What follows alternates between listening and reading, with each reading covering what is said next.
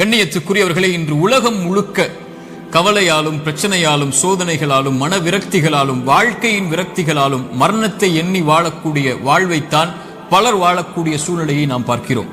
குறிப்பாக வாலிப சமூகத்துடைய ஆண்களும் பெண்களும் பெரும்பான்மையாக இந்த நிலையில் இருக்கக்கூடிய காட்சியைத்தான் நம்மால் பார்க்க முடிகிறது.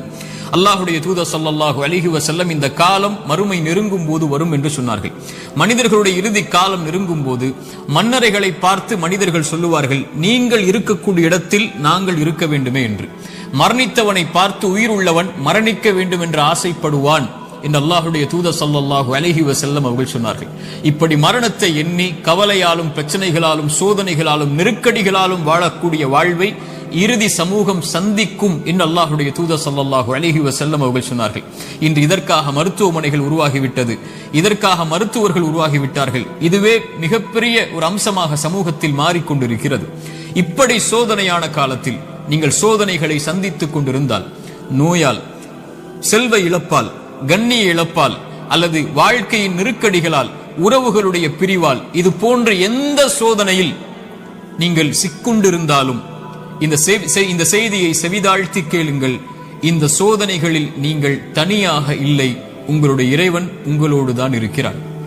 மீண்டும் சொல்கிறேன், இந்த சோதனைகள் எதுவாயினும் கவலை கொள்ளாதீர்கள், நீங்கள் தனியாக இல்லை, இறைவன் உங்களோடு தான் இருக்கிறான். அந்த செய்தி தான் நான் இப்போது உங்களுக்கு சொல்லக்கூடிய செய்தி. குர்ஆன் சொல்லுகிறது, வனப்லூக்கும் பிஷ்ஷர்ரி வல் கைரி ஃபித்னா. அல்லாஹ் நலவிலும் தீயதிலும் சோதனைகளை கொடுப்பான். இறைவனை பொறுத்தவரை நலவை இறைவன் கொடுப்பதும் ஒரு தீயதை உங்களை அணுக வைப்பதும் இரண்டும் இறைவனை பொறுத்தவரை சோதனைதான். உலகத்தை படைத்து மனிதர்களை இந்த உலகத்திலே அனுப்பும் போதே இறைவன் கூறிவிடுகிறான், வலனப்லுவன்னகும், நிச்சயமாக திட்டமாக நான் உங்களை சோதித்தே தீருவேன். பசியை கொண்டு சோதிப்பேன், பயத்தை கொண்டு சோதிப்பேன், செல்வ இழப்புகளை கொண்டு சோதிப்பேன், தொழிலின் நஷ்டத்தை கொண்டு சோதிப்பேன், உயிரிழப்புகளை கொண்டு உங்களை நான் சோதிப்பேன் என்று இறைவன் சோதித்தே தீருவான் என்று கூறிதான் மனித இனத்தை இந்த பூமியிலேயே அனுப்பி இருக்கிறான். இந்த பூமியிலேயே சோதனைகளில் இருந்து நீங்கி ஒரு சமூகம் வாழ வேண்டும் என்றால் அவர்கள் யாராக இருப்பார்கள் தெரியுமா? நபிமார்கள், இறை தூதர்கள். ஆனால் அந்த இறை தூதர்கள் தான் இந்த பூமியிலேயே அதிகம் சோதிக்கப்பட்டவர்கள். சோதனை எனக்கும் உங்களுக்கும் மட்டும் இறைவனால் கொடுக்கப்படுவதல்ல, நபிமார்கள் தான் இந்த உலகத்திலே சோதனை கொடுப்பதற்கு முதலாவதாக இறைவனால் தேர்ந்தெடுக்கப்படுபவர்கள். குர்ஆன் சொல்லுகிறது, நபிமார்கள் நிராசை அடைந்து நாங்கள் பொய்ப்பிக்கப்பட்டு விட்டோம் என்று எண்ணும் அளவிற்கு அவர்கள் நிராசை அடையும் போதுதான் அந்த சோதனையால், அந்த சிரமங்களால், அந்த கஷ்டங்களால் இறைவன் அவர்களுக்கு வெற்றியை அளிப்பான் என்று குர்ஆன் சொல்லுகிறது. இறை தூதர் ஸல்லல்லாஹு அலைஹி வஸல்லம் அவர்களிடத்திலே கேட்கப்பட்டது, இந்த பூமியிலேயே அதிகமாக சோதனைக்கு உள்ளாக்கப்பட்டவர்கள் யார் என்று. அல்லாஹ்வின் தூதர் ஸல்லல்லாஹு அலைஹி வஸல்லம் அவர்கள் சொன்னார்கள், நபிமார்கள். அவர்களுக்கு பிறகு நல்லவர்கள், அவர்களுக்கு பிறகு அவர்களை பின்தொடர்பவர்கள் என்று அல்லாஹ்வுடைய தூதர் ஸல்லல்லாஹு அலைஹி வஸல்லம் அவர்கள் சொன்னார்கள். மனிதர்களுடைய எல்லோருடைய வாழ்க்கையிலும் இந்த எல்லா சோதனைகளும் பொதுவானது. நானும் நீங்களும் மட்டும் சோதனையில் உள்ளாக்கப்படுவதில்லை என்ற நியதியை நாம் புரிந்து கொள்ள வேண்டும். நமது வலதுபுறம் இடதுபுறம் இருக்கக்கூடிய எல்லோர்களும் சோதிக்கப்படுகிறார்கள். இப்போது பாருங்கள், பலஸ்தீனிலே முஸ்லிம்கள் படக்கூடிய பிரச்சனைகள், அவர்கள் சந்திக்கக்கூடிய சிரமங்கள், அவர்கள் சந்திக்கக்கூடிய உயிரிழப்புகள், பசியால் வாழக்கூடிய மனிதர்கள் நமக்கு முன்னால் வாழ்ந்து கொண்டிருக்கிறார்கள். தண்ணீர் கிடைக்காமல் தாகத்திலே கடல் நீரை குடிக்கக்கூடிய மக்கள் இன்று பலஸ்தீனிலே உண்டு. பசியால் புல்லை, விலங்கினங்களுடைய கழிவை சாப்பிடக்கூடிய மக்களாக இன்று பலஸ்தீன் மக்கள் பசியால் தாகத்தால் வாடுகிறார்கள். மனைவி இல்லை, குழந்தைகள் இல்லை, கணவன் இல்லை, உறவுகள் இல்லை. ஒரு கடைக்கு சென்று திரும்பி வந்த பெண்ணுக்கு குடும்பம் முழுக்க மண்ணில் புதைந்திருக்கிறது. அவர்களுக்கு உணவுக்கு வாய்ப்பில்லை, தண்ணீருக்கு வாய்ப்பில்லை, ஒதுங்குமிடத்திற்கு வாய்ப்பில்லை, பாதுகாப்பிற்கு வாய்ப்பில்லை. அவர்கள் தொழுவதற்கு மஸ்ஜிதுகள் இல்லை பலஸ்தீனில். இந்த சோதனைகளுக்கு முன்னால் எல்லாம் என்னையும் உங்களையும் நிறுத்தி பாருங்கள். நம் சோதனைகள் எல்லாம் ஏமாத்திரும். என்ன அளவு சோதனைகளை சந்திக்கிறோம். இப்படி மனித இனத்தில் அல்லாஹ் அவன் நாடியவர்களை அவன் நாடிய அளவு சோதனைகளை கொடுத்து நெருக்கிக் கொண்டே இருப்பான். இந்த சோதனையில் இருக்கக்கூடிய எனக்கும் உங்களுக்கும் குர்ஆனும் சுன்னாவும் சொல்லக்கூடிய மருந்துகள் என்ன தெரியுமா? முதலாவது மருந்து எடுத்துக்கொள்வோம், அல் ஈமானு பில் கதரி கைரிஹி வ ஷர்ரிஹி. நன்மையாயினும் தீயதாயினும் எதுவாயினும் என் இறைவனின் புறத்திலிருந்துதான் என்னை வந்தடைகிறது. அவன் இந்த சோதனை வருவதற்கு முன்னதாகவே அந்த விதியை நிர்ணயித்திருக்கிறான், அதை அறிந்திருக்கிறான். அந்த சோதனை எனக்கு வருகிறது, இதன் மூலமாக இறைவன் என்னை சுத்தப்படுத்த, என் அந்தஸ்தை உயர்த்த நாடுகிறான், அல்லது என்னை நான் செய்யும் பாவங்களால் தண்டிக்க நாடுகிறான். இதை பின்னால் விளக்குகிறேன். ஆனால் ஒரு முஃமின் சோதனைகள் வரும்போது அவனுடைய உள்ளத்தில் பதிய வைக்க வேண்டிய முதல் அம்சம், இதை என் இறைவன் அறிந்திருக்கிறான். வமா தஸ்குது மின் வரகத்தின் இல்லா யஅலமுஹா. இந்த உலகத்தில் இருந்து ஒரு மரம், அந்த மரத்தில் இருந்து ஒரு இலை கீழே விழ முடியாது, என் இறைவனுடைய நாட்டம் இல்லாமல், கல்வி இல்லாமல். இதை அறிந்த இறைவன் என் சோதனையை அறியாமல் இருப்பானா? எனக்கு வரக்கூடிய நோயை, செல்வ இழப்பை, கஷ்டங்களை, சிரமங்களை, பிரிவை என் இறைவன் அறியாமல் இருப்பானா? அல்லது நாம் இன்று உலகத்திலே பார்க்கக்கூடிய எல்லா சோதனைகளையும், பலஸ்தீனில் என்னுடைய சமூகம் படக்கூடிய சிரமங்களை, கஷ்டங்களை, சோதனைகளை, அந்த இரத்தங்களை, அந்த உயிரிழப்புகளை, அந்த பிரிவுகளை, அந்த ஓலங்களை இறைவன் அறியாமல் இருப்பானா? இறைவன் அனைத்தையும் அறிந்திருக்கிறான். ஆனால் அவனுக்கென்று ஒரு நியதி இருக்கிறது, அவனுக்கென்று ஒரு வழிமுறை இருக்கிறது. இந்த சமூகத்தை தூய்மைப்படுத்துவதற்கும், இந்த சமூகத்திற்கு அவன் பாவங்களின் காரணமாக தண்டனைகளை கொடுப்பதற்கும். அல் ஈமானு பில் கதரி வல் கைரிஹி வ ஷர்ரி, நன்மை தீமை அனைத்தும் இறைவனின் புறத்திலிருந்து வருகிறது. அவன் நாடியதால் தான் இது என்னை வந்தடைந்திருக்கிறது என்பதை முதலில் ஒரு முஃமின் ஏற்றுக்கொள்ள வேண்டும். இரண்டாவது மருந்து, இறை நினைவை உள்ளத்திலே கொண்டு வர வேண்டும். இறைவனை உள்ளம் நினைக்க தயாராக வேண்டும்.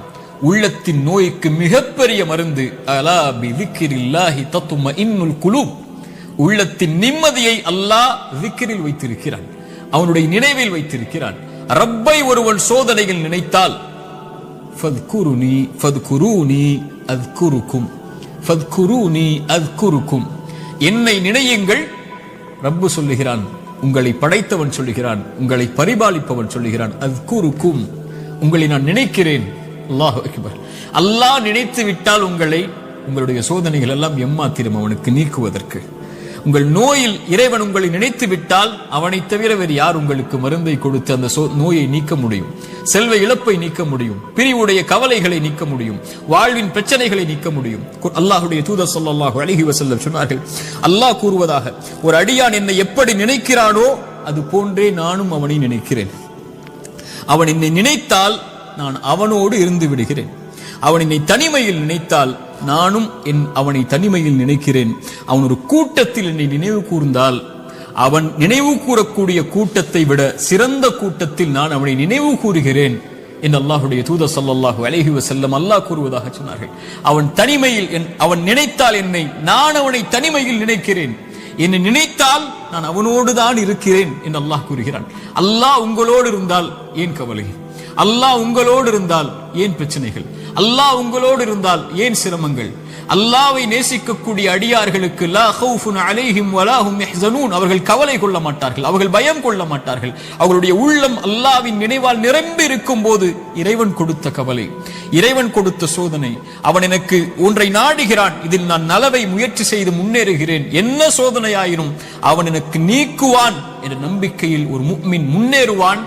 ஒரு பாவி இறைவனை குறை கூறி பின்னால் வந்து விடுவான், இறைவனை மறந்து பின்னால் சென்று விடுவாள், இறைவனை ஏசி அல்லது சபித்து நீ எல்லாம் இறைவனா என்று சோதனையில் அவனை தூற்றிவிட்டு பின்னால் வந்து விடுவான். ஒரு முஃமின் அவனை அதிகம் அதிகம் நினைவு கூறுவதற்கு தயாராகுவான். மூன்றாவது துஆ, அவனை அழைக்க வேண்டும். நினைத்த இறைவனை அழைக்க வேண்டும். அழைப்பதுதான் சோதனைகளை நீக்கும்.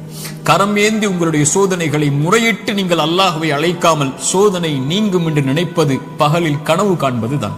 நடக்கவே நடக்காது. இறைவனை அழைத்தால் தான் சோதனைகள் நீங்கும். நபிமார்கள் அழைத்தார்கள். நபி யூனுஸ் அழைத்தார்கள் அல்லாஹ்வை, லா இலாஹ இல்லா அன்த சுப்ஹானக் இன்னி குன்து மினல் ஸாலிமீன். உறவுகளை விட்டு நீங்கி, உலகத்தை விட்டு நீங்கி செய்த ஒரு சிறிய தவறால் மீன் வயிற்றில் அகப்பட்டு இருளில் கிடக்கக்கூடிய ஒரு நபி, அவர்களுக்கு தெரியும் இந்த இருளில் இருந்து யாரும் என்னை நீக்க முடியாது, என்னை விளக்கி கொண்டு வர முடியாது, மீன் வயிற்றுடைய இருள் சூழ்ந்திருக்கிறது, உங்களுடைய வாழ்க்கையும் இருளால் சூழப்பட்டிருந்தால் அல்லாஹ்வுடைய தூதர் சொன்னார்கள், யூனுஸ் அழைத்த அந்த பிரார்த்தனையை நீங்களும் அழையுங்கள், அல்லாஹ் உங்களையும் அந்த பிரச்சனையில் இருந்து நீக்குவான். லா இலாஹ இல்லா அன்த சுப்ஹானக், வணக்கத்துக்குரிய இறைவனை, உன்னை தவிர வணங்கத் தகுதியானவன் யாரும் இல்லை, நீ பரிசுத்தமானவன். இன்னி குன்து மினல் ஸாலிமீன், நான் அநீதம் செய்பவன் யா அல்லாஹ், அநீதத்திற்கு உள்ளானவன் யா அல்லாஹ், எனக்கு இந்த சோதனைகளை நீக்கு யா அல்லாஹ் என்று அவன் கேட்பான். அல்லாஹ் அந்த சோதனையை நீக்குவான். நான் செய்த பாவத்தால் எனக்கு இந்த சோதனை என்றால் இதோ விடுகிறேன் யா அல்லாஹ், நீக்கு யா அல்லாஹ். நபி யூனுஸ் அழைத்தார், அல்லாஹ் நீக்கிறான். நபி மூசா அழைத்தார், அல்லாஹ் நீக்கிறான். நபி இப்ராஹிம் அழைத்தார்கள், அல்லாஹ் நீக்கினான்.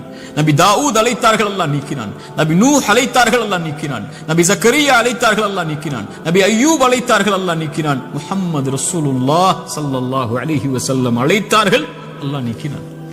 நாம் அழைத்தோமா அல்லாஹ்வை? நாம் கேட்டோமா அல்லாஹ்விடத்தில்? நாம் முறையிட்டோமா, யா அல்லாஹ் இந்த சோதனையால் சிரமப்படுகிறேன், அவதிப்படுகிறேன், கஷ்டப்படுகிறேன், இன்னல் படுகிறேன், கண்ணீர் வடிக்கிறேன், எனக்கு இந்த சோதனையை நீக்கு யா அல்லாஹ்.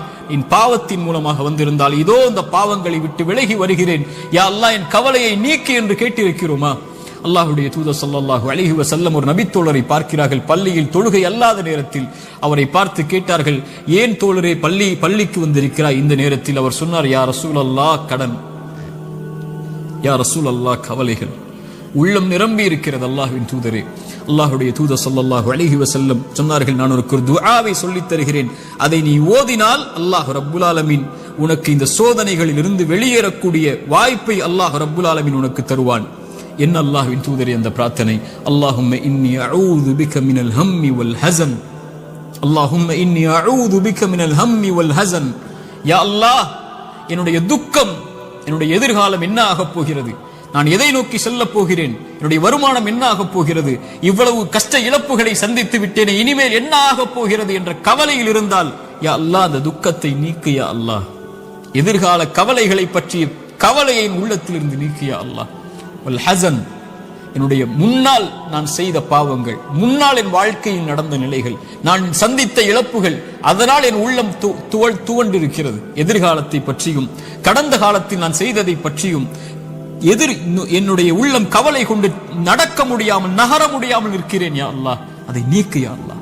எதிர்காலத்தை பற்றி கவலையை நீக்கு, கடந்த காலத்தை பற்றி நினைவுகளை நீக்கு, இனிமேல் வாழக்கூடிய வாழ்க்கையை சரிபடுத்து என்று இறைவனை அழைப்பான். அல்லாஹும்ம இன்னி அஊது பிக மினல் ஹம்மி வல் ஹஸன் வ அஊது பிக மினல் அஜ்ஸி வல் கஸல். யா அல்லாஹ், இயலாமை, என்னால் இனிமேல் என்ன செய்ய முடியும், என்ன இருக்கிறது என்னிடத்தில், எதை கொண்டு செல்லுவேன் என்ற பயம், இயலாமை என்னிடத்தில் இருக்கிறது.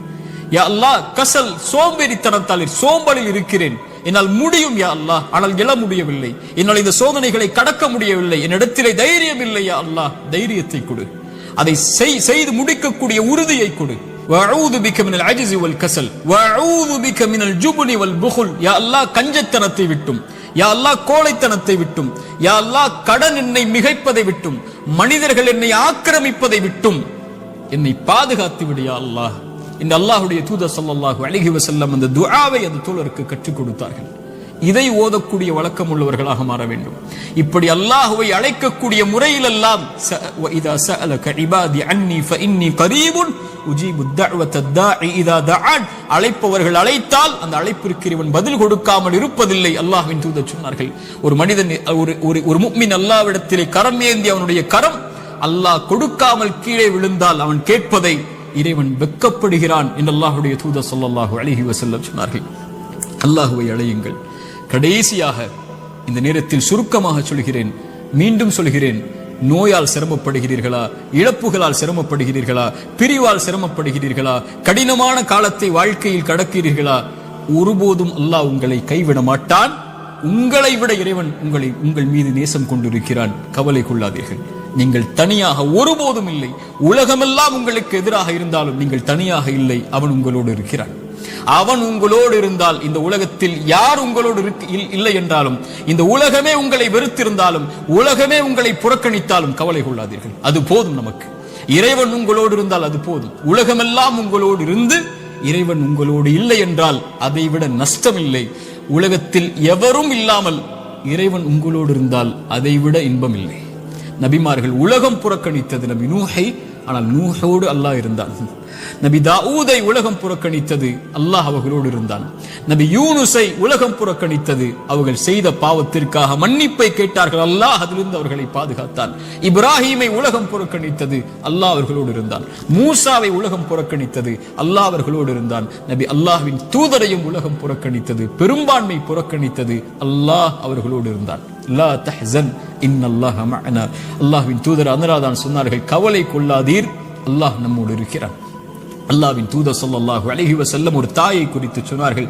போர்க்களத்தில் காணாமல் போய் கிடைத்த ஒரு குழந்தையை ஒரு தாய் தேடி வரும்போது அல்லாஹ்வுடைய தூதர் அதை எடுத்து கொடுக்கும் போது அந்த தாய் அந்த குழந்தையை வாங்கி கட்டி அணைத்து அதற்கு உணவை கொடுக்கும் போது அல்லாஹ்வின் தூதர் நபித்தோழர்களை பார்த்து கேட்டார்கள், இந்த தாய் இந்த குழந்தையை நெருப்பில் வீசுவாளா?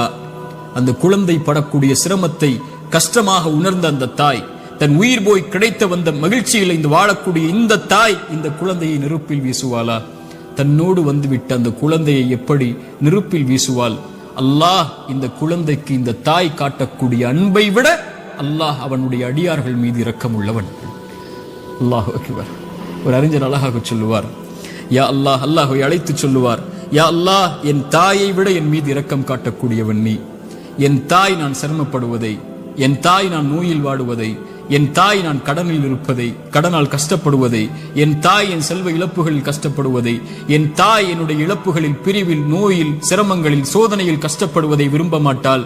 என் தாயை விட என் மீது இரக்கம் உள்ள நீயும் விரும்ப மாட்டாயா அல்லாஹ், அதை எனக்கு இரக்கம் காட்டு, இந்த சோதனையை நீக்கென்று அல்லாஹ்வை அழைப்பார்கள் அறிஞர்கள் இந்த ஹதீஸை கொண்டு. அல்லாஹு அக்பர். அல்லாஹ் உங்களை ஒருபோதும் கைவிட மாட்டான். அல்லாஹ் உங்களை ஒருபோதும் பிரிந்து விட மாட்டான். அல்லாஹ்வின் பக்கம் வந்து விட்டால் அல்லாஹ் உங்களை ஒருபோதும் வேதனை அடைவதை, உங்கள் கண்கள் கண்ணீர் வடிப்பதை, உங்கள் உள்ளம் நெருக்கமாகுவதை, உங்கள் உள்ளம் உடைக்கப்படுவதை இறைவன் ஒருபோதும் பார்த்து கொண்டிருக்க மாட்டான்.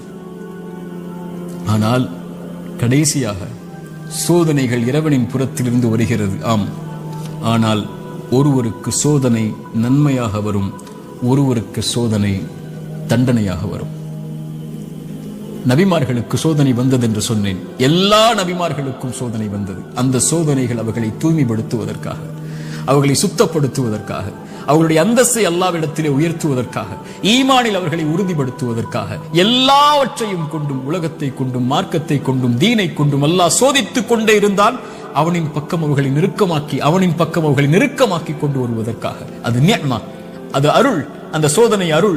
அல்லாஹ்வுடைய தூதர் ஸல்லல்லாஹு அலைஹி வஸல்லம் அவர்கள் சொன்னார்கள், உலகத்தில் அதிகமாக சோதிக்கப்பட்டவர்கள் யார் என்று கேட்கும் போது நபிமார்கள், அவர்களுக்கு பின்னால் வந்தவர்கள், அவர்களுக்கு பின்னால் வந்தவர்கள் என்று சொல்லிவிட்டு சொன்னார்கள், அல்லாஹ் ஒரு மனிதனுடைய மார்க்கத்திற்கு ஏற்ப அவனை சோதிப்பான். யா அல்லாஹ், அவனுடைய மார்க்கம் நிலையாக உறுதியாக இருந்தால் அந்த உறுதியோடு, அந்த நிலையோடு சோதனையும் உறுதியாகும். யா அல்லாஹ். மேலும் சொன்னார்கள், அவனுடைய மார்க்கம் எளிதாக இருந்தால் சோதனையும் அவனுக்கு எளிதாகும். ஆனால் இறைவன் நாடக்கூடிய அடியார்களை இறைவன் சோதனைகளை கொண்டு, சிரமங்களை கொண்டு நெருக்கமாக்கிக் கொண்டே இருப்பான், இந்த பூமியில் அவன் பாவம் இல்லாதவனாக நடக்கும் வரை. யா அல்லாஹ், இந்த ஹதீஸை எப்படி விவரிப்பது இந்த சிறிய நேரத்தில்? இன்ஷா அல்லாஹ் வாய்ப்புகள் வரும்போது இந்த ஹதீஸை விவரிக்கிறேன். அல்லாஹ் சோதனைகளை கொண்டு ஒரு மனிதனை பக்குவப்படுத்துவான், நிலைப்படுத்துவான், முன்னேற்றுவான். அவனுக்கு அடுத்த கட்டத்தை நோக்கி அவனுடைய வாழ்வை நகர்த்துவான். அவன் அதன் மீது நம்பிக்கை கொண்டிருப்பான். நலவு வந்தால் அல்ஹம்துலில்லாஹ், சோதனை வந்தாலும் அல்ஹம்துலில்லாஹ், அல்லாஹ்வை புகழ்வான், அல்லாஹ்விடத்திலே உதவி தேடுவான். இவன் முஃமின். ஆனால் பாவி, இறைவன் சோதனையை கொடுத்தால் அல்லாஹ்வை விட்டு விலகுவான், சோதனையை கொடுத்தால் பாவங்களை நோக்கி செல்லுவான், சோதனையை கொடுத்தால் இறைவனை மறந்து விடுவான். அது நலவின் சோதனையாக இருந்தாலும் பாவத்தின் சோதனையாக இருந்தாலும். இந்த குர்ஆனின் எச்சரிக்கை மிக்க இந்த வசனத்தை கேளுங்கள். ஃபலம்மா நஸூ மா துக்கிரு பிஹி, எம் நினைவை விட்டு நீங்கள் மறந்து வாழும் போது, ஃபதஹ்னா அலைஹிம் அபுவாப குல்லி ஷை, வானத்தின் கதவுகள் எல்லாம் திறக்கப்படும், என்ன வேண்டுமோ கிடைக்கும். ஹத்தா இதா ஃபரிஹு மா ஊது, அல்லாஹ் கொடுத்ததை கொண்டு அவர்கள் நிம்மதியோடு வாழ்ந்து கொண்டிருக்கும் போது, அது சோதனை என்று அறியாத அந்த பாவிகளுக்கு அஹத்னாஹும் பக்ததன், திடீரென்று அல்லாஹ் பிடித்து அவர்களை நஷ்டவாளிகளாக மாற்றி விடுவான். அல்லாஹ்வின் தூதர் ஸல்லல்லாஹு அலைஹி வஸல்லம் சொன்னார்கள், அடியானுக்கு அல்லாஹ் ஒரு சோதனையை இந்த உலகத்திலே விரைவுபடுத்துகிறான் என்றால் அவனுக்கு அல்லாஹ் ரப்புல் ஆலமீன் நலவை நாடுகிறான். அல்லாஹ் அவனுக்கு சோதனையை தாமதப்படுத்துகிறான் என்றால் பாவங்களின் காரணமாக நாளை மறுமையில் அவனுக்கு அல்லாஹ் ரப்புல் ஆலமீன் அதை கொடுப்பதற்கு அல்லாஹ் காத்திருக்கிறான். தீயதாக நல்லவருக்கு சோதனையை உலகத்திலேயே கொடுத்து அல்லாஹ் அவனை நெருக்கமாக்கி விடுவான். பாவியை விடுவான் அல்லது பிடிப்பான். பிடித்தாலும் விட்டாலும் அவன் அழிவது நிச்சயம். அல்லாஹ் ரப்புல் ஆலமீன் அப்படிப்பட்ட பாவங்களை விட்டு அல்லாஹ் எம்மை பாதுகாப்பானாக. நல்லவர்களுக்கு சோதனை அருள் அவர்கள் அனுபவிக்கக்கூடிய ஒவ்வொரு கண்ணீர் துளிக்கும், ஒவ்வொரு சிரமத்திற்கும், ஒவ்வொரு கவலைக்கும், ஒவ்வொரு துக்கத்திற்கும், ஒவ்வொரு அழைப்பிற்கும், அவர் காலில் ஒரு முள் தைத்தால் கூட அவர் படக்கூடிய இன்னலுக்கும் அல்லாஹ் பாவங்களை அழித்துக் கொண்டே இருப்பான். ரசூலுல்லாஹ் சொன்னார்கள் ஸல்லல்லாஹு அலைஹி வஸல்லம்.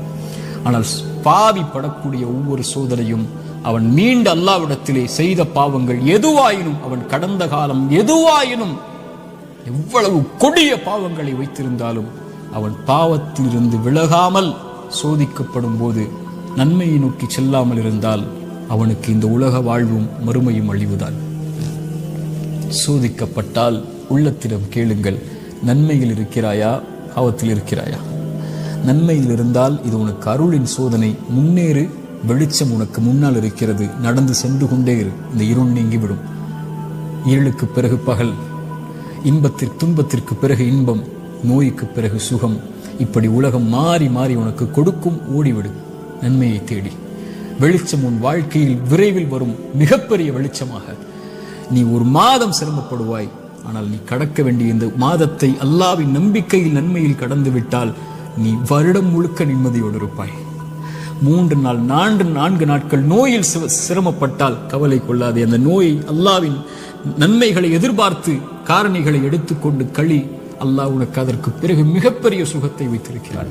ஆனால் பாவத்தில் இவை அனைத்தையும் நீங்கள் சந்தித்தால், பாவம் உங்களிடத்திலே இருந்தால், யா அஹி யா உக்தி, என் தோழரே, என் சகோதரியே, அல்லாஹ்விற்காக அதை விடுங்கள். அல்லாஹ் உங்களை அரவணைக்க காத்துக் கொண்டிருக்கிறான். அவனை நோக்கி வந்து விடுங்கள். உங்கள் வாழ்வின் கவலைகள், பிரச்சனைகள், துன்பங்கள் இவை அனைத்தையும் இறைவன் நீக்கி விடுவான். அல்லாஹ் அப்படிப்பட்ட வாழ்வை நமக்கு தரட்டும். அல்லாஹ் இந்த அறிவுரை எனக்கும் உங்களுக்கும் அறிவுரையாக்கட்டும். இதன் மூலமாக என்னுடைய வாழ்வை இறைவன் செழிப்பாக்கட்டும்.